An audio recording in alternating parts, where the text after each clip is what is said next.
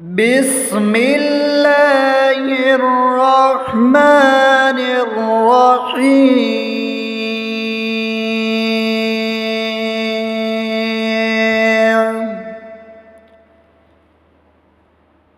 وقالوا لن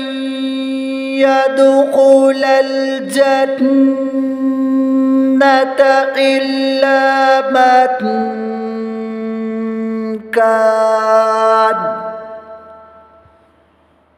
من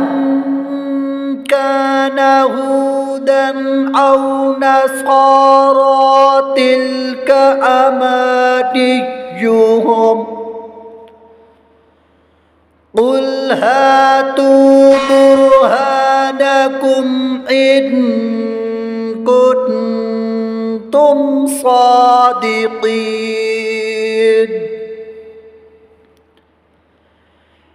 بلى من أسلم وجهه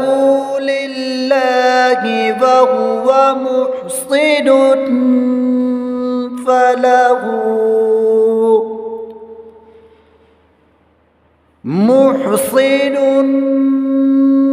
فله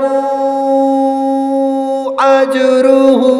عند ربه ولا خوف عليهم ولا هم يحزنون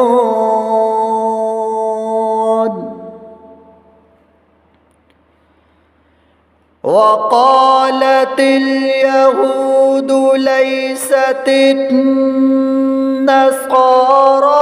على شيء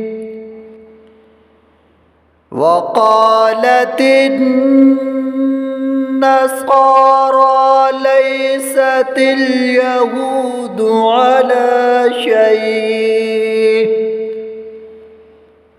على شيء وهم يتلون الكتاب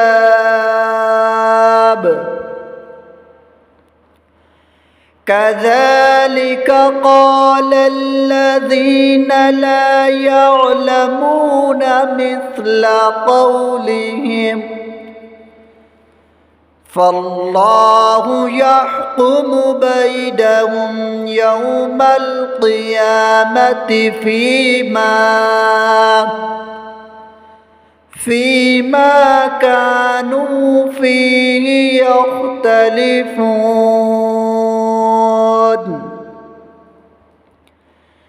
ومن أظلم ممن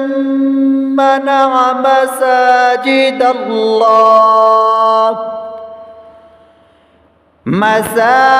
الله أن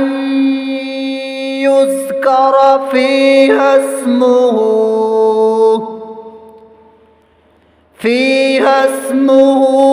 وسعى في خرابها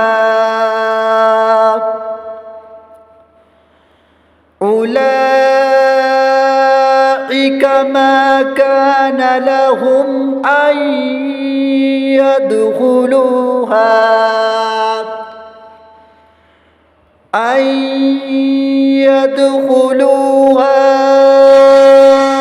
إلا خائفين